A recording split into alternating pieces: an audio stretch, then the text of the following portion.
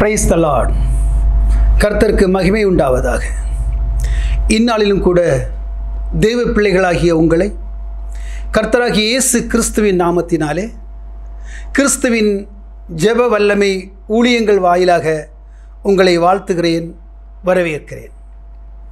இந்த நாளிலே நாம் கர்த்தரை ருசிக்கும்படியாக எடுத்துக்கொண்ட தலைப்பு கர்த்தரை ருசிப்பது எப்படி. ஆம், கிறிஸ்துவுக்கு பிரியமானவர்களே, இந்த நேரத்திலே நாம் கர்த்தரை எப்படி ருசிக்கப் போகிறோம் என்பதை அறிந்து கொள்ளப் போகிறோம். கர்த்தராகிய இயேசு கிறிஸ்துவை சொந்த இரட்சகராக ஏற்றுக்கொண்ட ஒவ்வொருவரும் கர்த்தரை ருசித்து கொண்டு தான் இருக்கிறார்கள். ஆனால் எப்படி ருசிக்கிறார்கள் என்பதுதான் கேள்விக்குறி. சங்கீதக்காரன் 34:8 சொல்லுகிறான், கர்த்தர் நல்லவர் என்பதை ருசித்து பாருங்கள், அவர் மேல் நம்பிக்கையாயிருக்கிற மனுஷன் பாக்கியவான் என்று. சங்கீதக்காரன் கர்த்தர் நல்லவர் என்பதை ருசித்து பார்த்து அவன் ருசித்ததைப் போல நாமும் ருசிக்கும்படியாக சொல்லுகிறான். அதே நேரத்தில் கர்த்தரை ருசிப்பதற்கு அப்போஸ்தலனாகிய பேதுரு நமக்கு வேறு சில வழிகளை சொல்லுகிறார். கர்த்தரை எப்படி ருசிப்பது?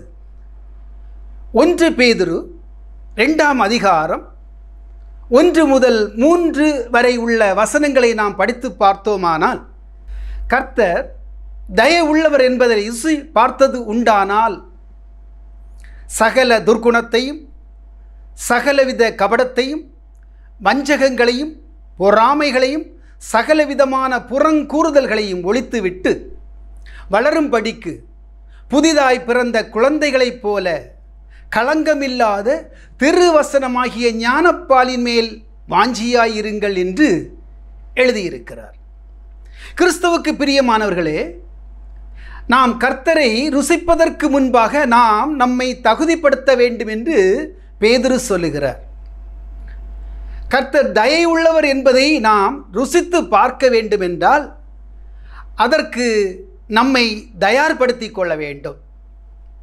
கர்த்தரை ருசிப்பதற்கு தடையாக இருக்கக்கூடிய சில காரியங்களை நம்மிடத்திலிருந்து முதலில் அகற்றிவிட வேண்டும். முதலாவதாக நம்மில் இருந்து வெளியேற வேண்டியது துர்க்குணம். கிறிஸ்துவுக்கு பிரியமானவர்களே, ஒருவனிடத்தில் துர்க்குணம் இருந்தால் அவன் தேவனுக்கு பிரியமாக இருக்க முடியாது. துன்மார்க்கனை தேவன் வெறுக்கிறார். ஒருவேளை அந்த துன்மார்க்கன் மனம் திரும்பி வந்து தேவனை ஏற்றுக்கொள்ளும் போது தேவன் அவனை ஏற்றுக்கொள்ளுகிறார். துர்க்குணம் எங்கே இருந்து வருகிறது? எபேசியர் 4ஆம் அதிகாரம் 31ஆம் வசனம் சொல்லுகிறது, சகலவிதமான கசப்பும் கோபமும் மூர்க்கமும் கூக்குரலும் தூஷணமும் வேறு எந்த துர்க்குணமும் உங்களை விட்டு நீங்க கடவது என்று. ஆம், கிறிஸ்துவுக்கு பிரியமானவர்களே, துர்க்குணத்துக்கு வாயிலாக அமைவது கசப்பு. கசப்பு என்றால் வெறுப்பு. ஒருவேளை நமக்கு விருப்பமில்லாத ஒருவர் மீது நாம் வெறுப்பு கொள்வோம் என்றால் அந்த வெறுப்பானது நாளடைவில் கோபமாக மாறிவிடுகிறது. கோபம் முற்றும் போது அந்த கோபத்தின் விளைவு அவன் மூர்க்கத்தனமாக மாறுகிறான், முரடனாக மாறுகிறான். முரடனுடைய வாயிலிருந்து வரக்கூடிய வார்த்தைகள் கொஞ்சம் சப்தமாக இருக்கும். கூக்குரலிட்டு பேசுவான். அந்த கூக்குரலிட்டு பேசும்போது அவன் வாயின் வார்த்தைகள் தூசண வார்த்தைகளாக மாறிவிடும். தூசண வார்த்தை என்றால் ஒருவனை தூசிப்பது, கெட்ட வார்த்தைகளை பயன்படுத்தி பேசுவது. எபேசியர் 4ஆம் அதிகாரம் 29ஆம் வசனம் சொல்லுகிறது, கெட்ட வார்த்தை ஒன்றும் உங்கள் வாயிலிருந்து புறப்பட வேண்டாம். பக்தி விருத்திக்கு ஏதுவான நல்ல வார்த்தை உண்டானால் அதையே கேட்பவர்களுக்கு பிரயோஜனம் உண்டாகும்படி பேசுங்கள் என்று. ஆம், கிறிஸ்துவுக்கு பிரியமானவர்களே, கர்த்தரை நாம் ருசிக்க வேண்டுமென்றால் நமக்குள் கெட்ட வார்த்தை இருக்கக்கூடாது, துர்க்குணம் இருக்கக்கூடாது. நாம் கெட்ட வார்த்தை பேசுவதாக இருந்தால் கர்த்தர் நம்மை வெறுக்கிறார். அடுத்தபடியாக கர்த்தரை ருசிப்பதற்கு தடையாக இருக்கக்கூடியது என்னவென்றால் கபடம். கபடம் என்பது ஒரு கொடிய விஷத்தை போன்றது. ஒரு மனிதனுக்குள் இந்த கபடம் இருக்குமாக இருந்தால் அவன் யாருக்கும் நன்மையே செய்ய மாட்டான். கபடம் நிறைந்தவனை கபடதாரி என்பார்கள். இந்த கபடன் தன்னுடைய நண்பர்களுக்கும் நன்மை செய்ய மாட்டான், தன்னுடைய உறவினர்களுக்கும் நன்மை செய்ய மாட்டான், சகோதரர்களுக்கும் நன்மை செய்ய மாட்டான், யாருக்குமே நன்மை செய்ய மாட்டான். சங்கீதம் 32:2ஆம் வசனம் சொல்லுகிறது, எவனுடைய ஆவியில் கபடம் இல்லாதிருக்கிறதோ அவன் பாக்கியவான் என்று. ஆம், கிறிஸ்துவுக்கு பிரியமானவர்களே, நமக்குள் கபடத்தின் ஆவி இருக்கிறதா? இருக்கவே கூடாது. வெளிப்படுத்தின விசேஷம் 14ஆம் அதிகாரம் 5ஆம் வசனம் சொல்லுகிறது, வாயில் கபடம் இல்லாதிருக்கிறவர்கள் தேவனுடைய சிங்காசனத்துக்கு முன்பாக மாசு இல்லாதவர்களாக இருக்கிறார்கள் என்று. யாருடைய வாயில் கபடம் இல்லையோ அவன் தேவனுடைய சிங்காசனத்துக்கு முன்பாக குற்றம் இல்லாதவர்களாக இருப்பார்களாம். ஆக கபடம் இல்லாதவர்கள் தேவனுடைய சிங்காசனத்துக்கு முன்பாக நிற்கும்போது அவர்கள் பரலோக ராஜ்யத்துக்கு தகுதி படைத்தவர்களாக மாறிவிடுகிறார்கள். ஆகவே கர்த்தரை ருசிப்பதற்காக நமக்குள் இருக்கக்கூடிய இந்த கபடத்தை எடுத்து வெளியே போட்டுவிட வேண்டும். அடுத்தபடியாக கர்த்தரை ருசிப்பதற்கு நாம் செய்ய வேண்டிய காரியம் என்னவென்றால் நமக்குள் இருக்கும் அந்த வஞ்சகத்தின் ஆவியை வெளியே போட வேண்டும். வஞ்சகம் நமக்குள் இருக்குமாக இருந்தால் தேவனை நாம் ருசிக்க முடியாது. வஞ்சனையால் வந்த பொருள் குறைந்து போகும் என்று நீதிமொழிகள் 13:11 சொல்லுகிறது. நீங்கள் சொல்லலாம், வஞ்சிக்கிறவர்கள் தானே உலகத்தில் அதிகமாக இருக்கிறார்கள் என்று. வஞ்சித்து ஏமாற்றி பொருளை சம்பாதிக்கிறவர்கள் இந்த உலகத்தில் சந்தோஷமாக வாழலாம். ஆனால் தேவனுடைய ராஜ்யத்துக்குள் பிரவேசிக்க முடியாதல்லவா? கர்த்தரை ருசிக்க முடியாதல்லவா? அப்படியே நீதிமொழிகள் 20ஆம் அதிகாரம் 17ஆம் வசனம் சொல்லுகிறது, வஞ்சனையால் வந்த போஜனம் மனுஷனுக்கு இன்பமாயிருக்கும், பின்போ அவனுடைய வாய் பருக்கை கற்களால் நிரப்பப்படும் என்று. ஆம், கிறிஸ்துவுக்கு பிரியமானவர்களே, வஞ்சனையினால் வந்த அந்த உணவை போஜனத்தை சந்தோஷமாக நாம் சாப்பிட்டாலும் அதன் பிறகு நாம் நல்வழியில் அதை எடுத்து பயன்படுத்தாத காரணத்தினால் தேவனுடைய நியாய தீர்ப்பு நாளிலே நாம் நிற்கும்போது நாம் செய்த வஞ்சனைகள் நம்முடைய வாய்க்குள் பருக்கை கற்களை போல இருக்கும். யாராவது வாயில் பருக்கை கற்களை போட்டு சவைக்க முடியுமா? ஆக பிறரை ஏமாற்றி நாம் உண்பதை விட்டுவிட்டு தேவனுடைய வழியில் நாம் நடந்தோம் என்றால் அவரை ருசிக்க முடியும். அடுத்தபடியாக கர்த்தரை ருசிப்பதற்கு தடையாக இருக்கக்கூடிய காரியம் பொறாமை. இந்த பொறாமை என்பது ஒரு நச்சுப்பாம்பு. இந்த நச்சுப்பாம்பு உள்ளத்தில் இருந்து கொத்திக்கொண்டே இருக்கும். இந்த பொறாமை யாரிடத்தில் இருக்கிறதோ அவன் அழிந்து போவான். அந்த பொறாமை யாருடைய வீட்டுக்குள்ளும் இருக்கக்கூடாது. இந்த ஆமை எந்த வீட்டில் இருக்கிறதோ அந்த வீட்டில் இருக்கிறவர்களுக்கு அநேக துன்பங்கள் வரும். ஏனென்றால் பொறாமை கொண்டவர்கள் சந்தோஷமாக இருக்கவே முடியாது. நமக்குள் பொறாமை இருக்கிறதா? கிறிஸ்தவர்களாகிய நமக்குள் பொறாமை இருக்கிறதா? இந்த பொறாமையை நாம் நம்மிடத்திலிருந்து விரட்டிவிட வேண்டும்.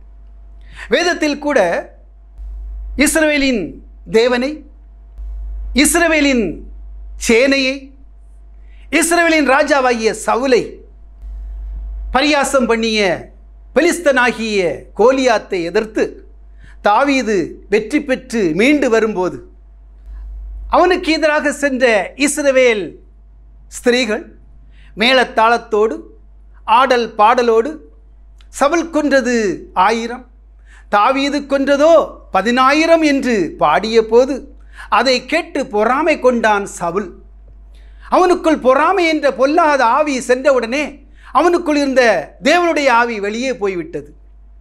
அதன் பிறகு சவுல் தாவீதை கொல்வதற்கு பலமுறை முயற்சித்தான். இதை நீங்கள் ஆதியாகமம் 17, 18 ஆகிய அதிகாரங்களில் படித்து இருக்கிறீர்கள். கிறிஸ்துவுக்கு பிரியமானவர்களே, யாக்கோபு தான் பெற்ற 12 பிள்ளைகளில் யோசேப்பை கொஞ்சம் அதிகமாக நேசித்தான். அவனுக்கு பலவர்ண ஆடையை தைத்து கொடுத்தான். அதனால் அவனுடைய மற்ற சகோதரர்கள் அவன் மீது பொறாமை கொண்டார்கள். அவனை தூக்கி குழியிலே போட்டார்கள். பிறகு அவனை எடுத்து 20 வெள்ளிக்காசுக்கு இஸ்மவேலரிடம் விற்றார்கள். அவர்கள் அவனை கொண்டு போய் எகிப்திலே போத்திபாரிடத்தில் விற்றார்கள். யோசேப்பின் மீது பொறாமை கொண்டதால் சகோதரர்கள் கொலை செய்யும் அளவுக்கு சென்றிருக்கிறார்கள். இன்னுமாக ஆதியாகமம் 5ஆம் அதிகாரத்திலே ஆதாம் பெற்றெடுத்த 2 பிள்ளைகள் காயினும் ஆபேலும் சகோதரர்கள்தான். கர்த்தர் ஆபேலின் காணிக்கையை ஏற்றுக்கொண்டார், காயினின் காணிக்கையை நிராகரித்தார். இதனால் காயின் ஆபேல் மேல் கோபம் கொண்டு ஆபேலை கொன்றுவிட்டான். பாருங்கள், பொறாமை அவனை கொலைக்காரனாக மாற்றியது. கிறிஸ்துவுக்கு பிரியமானவர்களிடத்தில் இந்த பொறாமை என்று சொல்லக்கூடிய அந்த கொடிய நோயானது இருக்கவே கூடாது. அதை எடுத்து வெளியே போட்டுவிட்டால் நாம் கர்த்தரை ருசிக்க ஆயத்தமாகிவிடலாம். அடுத்தபடியாக நமக்குள் இருக்க வேண்டாதது புறங்கூறுதல். புறங்கூறுதலை தேவன் வெறுக்கிறார். 1 தீமோத்தேயு 5ஆம் அதிகாரம் 13ஆம் வசனத்திலே பவுலடியார் சொல்லுவார், புறங்கூறுகிறவர்கள் சோம்பல் உள்ளவர்கள், இவர்கள் வீடு வீடாக சென்று அலப்புகிறவர்களாகவும் தகாத காரியங்களை பேசுகிறவர்களாயும் இருப்பார்கள் என்று. அப்படி என்றால் புறங்கூறுதல் என்றால் என்ன? ஒருவனுக்கு விரோதமாக, ஒருவனை குறைவாக, அவனுக்கு தீங்கு செய்யும் நோக்கோடு அவதூறாக பேசுவதுதான் புறங்கூறுதல். இந்த புறங்கூறுதலை தேவன் வெறுக்கிறார். பவுலடியார் ரோமருக்கு எழுதிய நிருபத்தில் 1ஆம் அதிகாரத்தில் 30 முதல் 32 வரை உள்ள வசனங்களிலே புறங்கூறுதல் மரணத்திற்கு ஏதுவான பாவம் என்று சொல்லுகிறார். ஆம், கிறிஸ்துவுக்கு பிரியமானவர்களே, நம்மிடத்தில் புறங்கூறுதல் இருக்கிறதா? இருந்தால் அதை எடுத்து வெளியே போட்டுவிட வேண்டும். நடந்த ஒரு நிகழ்வை நான் உங்களுக்கு சொல்லுகிறேன். ஒரு மாணவனும் ஒரு மாணவியும் ஒரே கல்லூரியில் படித்தார்கள். அவர்கள் இருவரும் பக்கத்து ஊர்களை சேர்ந்தவர்கள். அவர்கள் இருவருடைய குடும்பமும் தெரிந்த குடும்பம். அப்படி இருக்க ஒரு நாள் மாணவன் கல்லூரிக்கு செல்லவில்லை. ஆகவே கல்லூரியில் என்ன நடந்தது என்பதை அறிந்து கொள்ள மாணவன் மாணவி வீட்டுக்கு வந்திருந்தான். அவன் வந்தது பகல் 12 மணிக்கு. அதை பக்கத்து வீட்டில் உள்ள ஒரு பெண்மணி பார்த்தார். பார்த்தவர் என்ன செய்தார் என்றால், அவருடைய வீட்டுக்கு வந்த ஒரு பெண்மணியிடம் இன்னாரும் ராத்திரி 12 மணிக்கு பேசிக்கொண்டிருந்தார்கள் என்று சொல்லிவிட்டார். அவர்கள் சொல்ல வேண்டியது என்ன? பகல் 12 என்று சொல்லாமல் இரவு 12 என்று சொல்லிவிட்டார்கள். அந்த பெண்மணியின் வீட்டுக்கு வந்தவர் இந்த பெண்ணின் வீட்டுக்கு வேண்டாதவர். அவர் என்ன செய்தார்? இன்னொருவரிடம் சொன்னார், உனக்கு தெரியுமா, இன்னார் வீட்டுக்கு இரவு 12 மணிக்கு வந்திருக்கிறார்கள் என்று. ஆக உண்மை காரியம் என்னவென்றால், அந்த மாணவன் வந்தது பகல் 12 மணிக்கு. அதுவும் வீட்டுக்குள் போகவில்லை, வீட்டின் முற்றத்தில் நின்று பேசிக்கொண்டிருந்தான். ஆனால் இந்த பெண்மணி காது மூக்கு வைத்து புறங்கூறியதன் காரணத்தினாலே அந்த பெண்மணியின் வீட்டை சேர்ந்த ஒரு சிலர் ஒன்றாக சேர்ந்து மாணவனின் வீட்டுக்கு சென்று அவனை அடித்து உதைத்து விட்டார்கள். அதன் பிறகு 2 குடும்பத்துக்கும் இடையே சண்டை நேரிட்டது. இதுவரை அவர்கள் பேசிக்கொள்ளவில்லை, பகைவர்களாக இருக்கிறார்கள். பாருங்க, 2 குடும்பங்கள் பிரிவதற்கு காரணமாக இருந்தது இந்த புறங்கூறுதல். இந்த புறங்கூறுதலினால் அநேக குடும்பங்கள் பிரிகிறது. இந்த புறங்கூறுதல் கணவன் மனைவியை கூட பிரித்து வைத்து விடுகிறது. நண்பர்கள் கூட ஒருவருக்கொருவர் புறங்கூறி நண்பர்களை பிரித்து விடுகிறார்கள். இந்த புறங்கூறுதல் கிறிஸ்தவர்களிடம் இருக்கலாமா? இருக்கவே கூடாது. இந்நாளிலே இந்த புறங்கூறுதல் சபைகளிலும் கூட இருக்கிறது. சபை ஊழியர்கள் ஒருவருக்கு விரோதமாக புறங்கூறும் பழக்கத்தை கொண்டிருக்கிறார்கள். கூடவே கூடாது. இந்த காரியத்தை எடுத்து விட வேண்டும். ஏனென்றால் தேவன் இதை வெறுக்கிறார். இதற்கான ஒரு காரியத்தை நாம் வேதத்தில் கூட பார்க்கலாம். எண்ணாகமம் 12ஆம் அதிகாரத்திலே 1 முதல் 10 வரை உள்ள வசனங்களை நாம் படித்து பார்க்கும்போது, எத்தியோப்பிய ஸ்திரியை மோசே விவாகம் செய்தபடியினாலே ஆரோனும் மிரியாமும் அவனுக்கு விரோதமாக பேசுகிறார்கள். இதற்கு கர்த்தர் கேட்கிறார். நாம் என்ன நினைக்கிறோம்? நாம் காதோடு காது பேசுவது அவருக்கு தெரியாது என்று. இங்கே மோசேக்கு விரோதமாக இவர்கள் பேசியதை தேவன் கேட்டார். அவர்கள் இருவரையும் ஆசாரிப்பு கூடாரத்துக்கு அழைத்தார். அவர் மேகத்தூணில் நின்று பேசினார். என் தாசனாகிய மோசே என் வீட்டில் எங்கும் உண்மையுள்ளவனாக இருக்கிறான். நான் அவனோடு கூட முகமுகமாய் பேசுகிறேன்.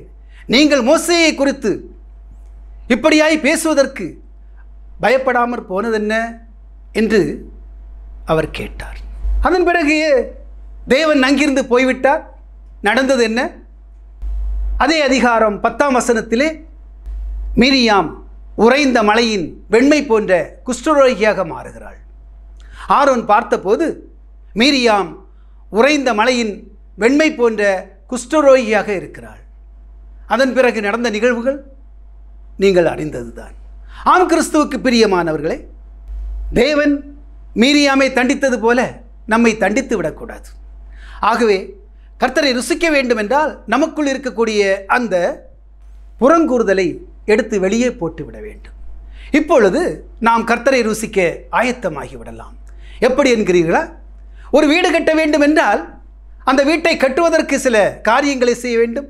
இடத்தை தேர்ந்தெடுக்க வேண்டும், பொருட்களை வாங்க வேண்டும், பணத்தை சேர்க்க வேண்டும், எப்படி கட்ட வேண்டும், யாரை வைத்து கட்ட வேண்டும் என்று சில முன்னேற்பாடுகளை செய்வது போல கர்த்தரை ருசிப்பதற்கு நாம் சில முன்னேற்பாடுகளை செய்துதான் ஆக வேண்டும். திருமணம் செய்து கொள்வதற்கு முன்பு பெற்றோர்கள் வரன் பார்த்து அதன் பிறகு மணமகனை அல்லது மணமகளை முடிவு செய்த பிறகு ஒரு சில காரியங்களை பேசி முடிவு செய்வார்கள் அல்லவா? வாங்க வேண்டியது, கொடுக்க வேண்டியது, அதன் பிறகு எங்கே திருமணம் செய்வது, யார் தலைமையில் செய்வது, எந்த நாளில் செய்வது, எத்தனை பேரை அழைப்பது, எப்படிப்பட்ட விருந்து வைப்பது, இப்படி பல முன்னேற்பாடுகளை செய்கிறார்கள் அல்லவா? அப்படிதான் கர்த்தரை ருசிப்பதற்கும் நாம் நம்மை தயார்படுத்தி கொள்ள வேண்டும். பேதுரு மிக தெளிவாக சொல்லுகிறார், கர்த்தரை ருசிக்க வேண்டும் என்றால் நமக்குள் இருக்கக்கூடிய இந்த மாம்ச பிரகாரமான காரியங்களை வெளியே போட்டுவிட வேண்டும். அதன் பிறகு அவர் சொல்லுகிறார், நாம் ஒவ்வொருவரும் பிறந்த குழந்தைகளாக மாற வேண்டும் என்று. பிறந்த குழந்தைகளாக மாறினால் குழந்தைகளுடைய உணவு உங்களுக்கு தெரியும், தாய்ப்பால் தான். இந்த தாய்ப்பால் எப்படிப்பட்டது? தூய்மையானது, பரிசுத்தமானது. தாய்ப்பாலில் கலப்படம் இருக்குமா? கள்ளம் கபடு இல்லாத சுத்தமான அந்த தாய்ப்பால். தாயானவள் தன்னுடைய இரத்தத்தை பாலாக்கி தன்னுடைய அன்பையும் சேர்த்து அந்த குழந்தைக்கு ஊட்டி வளர்க்கிறாள் அல்லவா? அந்த குழந்தை அந்த பாலை உண்டு வளர்வது போல நாம் ஒவ்வொருவரும் கர்த்தரை ருசிக்க விரும்பினால் குழந்தைகளாக அல்ல, வளரும் குழந்தைகளாக அல்ல, பிறந்த குழந்தையாக மாற வேண்டும். பிறந்த குழந்தையாக மாறும்போது நாம் தேவனை ருசிக்க முடியுமா? எப்படி ருசிக்க வேண்டுமாம்? களங்கமில்லாத திருவசனமாகிய ஞானப்பாலை நம்முடைய தேவன் நம்முடைய கரத்தில் கொடுத்திருக்கிறார். விலையேற பெற்ற பொக்கிஷம் தேவனாகிய வார்த்தை நம்முடைய கரத்தில் இருக்கிறது. நாம் அதை தினம் தினம் ருசிக்க வேண்டும். தேவனுடைய வார்த்தை களங்கமில்லாதது மட்டுமல்ல, நம்மை பரலோக ராஜ்யத்துக்கு நேராக அழைத்து செல்லக்கூடியது. அப்படிப்பட்ட வார்த்தையை நம்முடைய கரத்தில் வைத்துக்கொண்டு நாம் கர்த்தரை ருசிப்பதற்கு அங்குமிங்குமாக தேடி அலைய தேவையில்லை. ஆகவே தான் பேதுரு சொல்லுகிறார், முதலாவது நீங்கள் அதற்கு ஆயத்தப்பட வேண்டும், அதன் பிறகு குழந்தைகளாக மாற வேண்டும், அதன் பிறகு பாலை உண்பது போல திருவசனத்தை பருக வேண்டும் என்று. இப்பொழுது நமக்கு நன்றாகவே புரிந்திருக்கும் கர்த்தரை ருசிப்பதற்கு நாம் என்ன செய்ய வேண்டும் என்று. உலக பிரகாரமாக அல்ல, உலக பிரகாரமான காரியங்களுக்கு நாம் எத்தனை முன்னேற்பாடுகளை செய்கிறோம். அப்படி இருக்கும்போது நம்முடைய தேவனை ருசிப்பதற்கும் தேவனுடைய ராஜ்யத்துக்குள் பிரவேசிப்பதற்கும் நாம் நம்மை கொஞ்சமாவது தகுதிப்படுத்திக் கொள்ள வேண்டும் அல்லவா? மாம்ச கிரியைகள் நம்மில் இருந்து வெளியேற வேண்டும் அல்லவா? அதனால் தான் பேதுரு மிக தெளிவுபடுத்தி சொல்கிறார், நம்மில் இருக்கக்கூடிய துர்க்குணத்தையும் கபடத்தையும் வஞ்சகங்களையும் பொறாமைகளையும் புறங்கூறுதல்களையும் ஒழித்துவிட வேண்டும். இந்நாளிலே அநேக சபைகளிலே பொறாமை இருக்கிறது. ஒரு ஊழியக்காரன் வளர்ந்து விட்டால் ஒரு ஊழியக்காரனுக்கு பொறாமை. ஊழியங்கள் வளர வேண்டும் என்பதுதான் தேவனுடைய விருப்பம். ஆனால் ஊழியங்கள் வளர்வதைக் கண்டு பொறாமைப்படக்கூடிய ஊழியக்காரர்கள் இருக்கத்தான் செய்கிறார்கள். சில ஊழியக்காரர்கள் நன்றாக வளர்கிறார்கள் என்றால் அந்த ஊழியக்காரர்களுக்கு விரோதமாக மற்ற ஊழியக்காரர்கள் செயல்படுகிறார்கள். இப்படிப்பட்ட அந்த பொறாமை என்று சொல்லக்கூடிய அந்த கொடிய ஆவி நமக்குள் இருப்பதை நாம் எடுத்து விட வேண்டும். ஆம், கர்த்தரை ருசிப்பதற்கு நாம் இப்போது ஆயத்தமாக இருக்கிறோம். இதில் யாருக்கும் சந்தேகம் இல்லை. பேதுரு நமக்கு தெளிவுபடுத்தி சொல்லிக்கிறார். கர்த்தர் மிகவும் நல்லவர், தயவுள்ளவர்.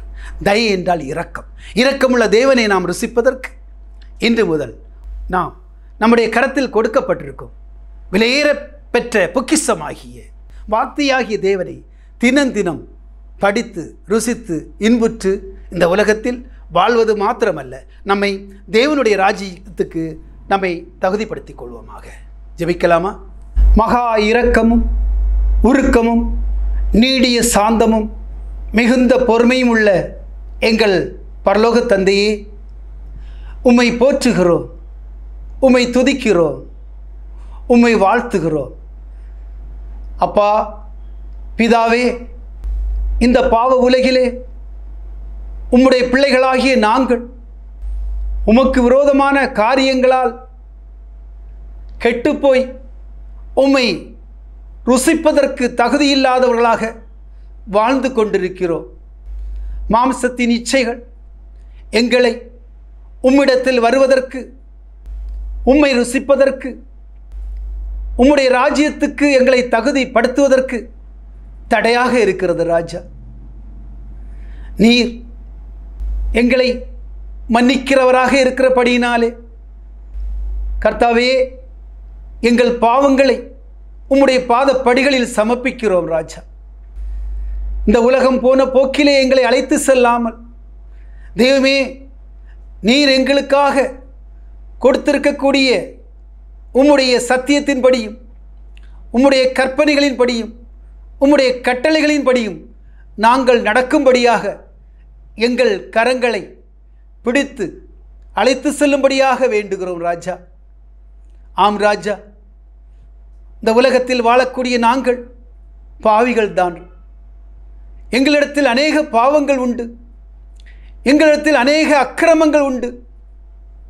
பேதுரு சொன்னது போல எங்களிடத்தில் துர்க்குணங்கள் உண்டு, எங்களிடத்தில் கபடம் உண்டு, எங்களிடத்தில் வஞ்சகம் உண்டு, எங்களிடத்தில் பொறாமை உண்டு, எங்களிடத்தில் புறங்கூறும் பழக்கம் உண்டு. தெய்வமே, உம்முடைய பிள்ளைகளாகிய நாங்கள் இன்னும் இப்படிப்பட்ட இந்த காரியங்களை எங்களோடு கூட வைத்திருப்பது தெய்வமே உமக்கு விருப்பமில்லாத காரியமாக இருப்பது எங்களுக்கு தெரிந்தும் இந்த உலகத்திலே இப்படியாக வாழ்ந்து கொண்டிருக்கிறோம். ராஜா, உம்முடைய நீதியின் வலதுகரம் கொண்டு தெய்வமே எங்களை தொடும். எங்களுக்குள் இருக்கக்கூடிய இந்த தீய பழக்கங்களை எங்களிடத்திலிருந்து எடுத்து போடும். ராஜா, உம்மால் ஆகும். சங்கீதக்காரன் சொல்லுகிறான் 33:9 நீர் சொல்ல ஆகும், நீர் கட்டளையிட நிற்கும் என்று.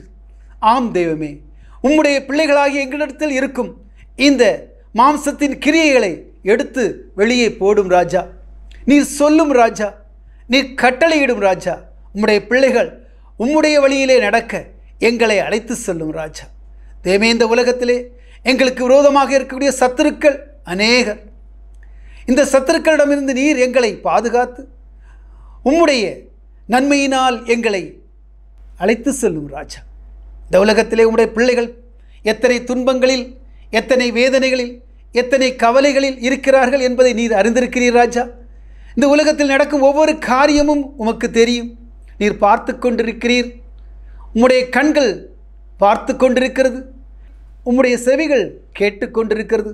தெய்வமே, எங்களை பார்த்து கொண்டிருக்கிற தெய்வமே, நீர் எங்களை உம்முடைய செட்டைக்குள் மூடி பாதுகாத்து கொள்ளும். ராஜா, இந்த உலகத்தில் வாழும் நாட்கள் உமக்கு பிரியமானபடி நாங்கள் வாழும்படியாக உம்முடைய கிருபையினாலே எங்களை வழிநடத்தும். ராஜா, உம்முடைய பிள்ளைகள் எந்தெந்த நோக்கத்தோடு கூட இங்கே வந்தார்களோ அவர்களுடைய விருப்பங்கள் என்னென்ன என்பதை நீர் அறிந்திருக்கிறீர்.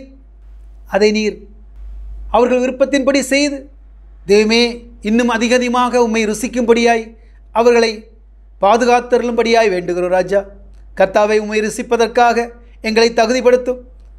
உம்மை கிட்டி சேருவதற்காக எங்களை தகுதிப்படுத்தும். உம்முடைய ராஜ்யத்துக்கு நேராக எங்களை தகுதிப்படுத்தும். இந்த நாள் உம்முடைய செய்தியின் வாயிலாக தேவமே நாங்கள் மனமாறி உம்முடைய ராஜ்யத்தை ருசிக்கும்படியாக, உம்மை ருசிக்கும்படியாக எங்களை ஆட்கொள்ளும். ஜெபத்தை கேட்டீர், ஜெபத்துக்கு பதில் தருகிறீர் என்று நாங்கள் விசுவாசிக்கிறோம். விசுவாசமுள்ள ஜெபத்தோடு கூட நீங்கள் எவைகளை கேட்பீர்களோ அவைகளெல்லாம் பெற்றுக்கொள்வீர்கள் என்று சொன்ன உம்முடைய வசனத்தின்படி தேவமே நாங்கள் எங்கள் விண்ணப்பத்தை உம்முடைய பாதப்படிகளில் சமர்ப்பிக்கிறோம். துதி கன மகிமைனத்து உமக்கே உரியதாக எங்கள் கர்த்தர் இரட்சகருமாகிய இயேசு கிறிஸ்து மூலம் ஜெபம் கேட்கும் அன்புள்ள பரமபிதாவே, ஆமேன்.